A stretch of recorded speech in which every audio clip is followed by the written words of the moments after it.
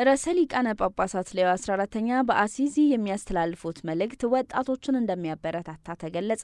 ርዕሰ ሊቃነ ጳጳሳት ሌዮ 14ኛ ከአውሮፓ ሀገራት ከሚመጡ በሺዎች ከሚቆጠሩ ወጣቶች ጋር በአሲዚ ሐምሌ 30 ቀን 2018 ዓ.ም ተገናኝተው የሚያስተላልፉት መልእክት ወጣቶችን እንደሚያበረታታ ተገለጸ።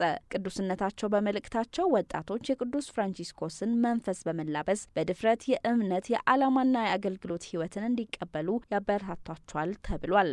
ርዕሰ ሊቃነ ጳጳሳት ሌዮ 14ኛ በአሲዚ ከተማ ሐምሌ 30 ቀን 2018 ዓ.ም በሚያደርጉት ሐዋርያዊ ጉብኝት ወጣቶች ለ4 ቀናት ሲያካሂዱ የቆዩት ውይይትና አውደ ጥናቶች የሚጠቃለሉ ሲሆን በዚህ ዕለት ቅዱስነታቸው ከወጣቶች ለሚቀርቡላቸው ጥያቄዎች ምላሽ በመስጠት የመዝጊያ መስዋዕተ ቅዳሴን እንደሚመሩ የጉብኝታቸው መርሃ ግብር አመላክቷል። እድሜያቸው ከ18 እስከ 33 ዓመት የሆናቸው በሺዎች የሚቆጠሩ የአውሮፓ ወጣቶች ከሐምሌ 25 ቀን እስከ 30 2018 ዓ.ም ድረስ በአሲዚ እያደረጉ በሚገኙት ጎ ፍራንሲስካን ዩዝ ኮንፈረንስ ስብሰባ አዘጋጆች መካከል አንዱ የሆነው ወንድም ሉካ ዴ ፓስኳሌ ከቫቲካን የዜና አገልግሎት ጋር ባደረገው ቆይታ ከወጣቶቹ መካከል ብዙዎቹ ጠንካራ ፍላጎት እንደሌላቸውና ስለ ወደፊት ሕይወታቸው ማለም ያቆሙ መሆናቸውን አስረድቷል።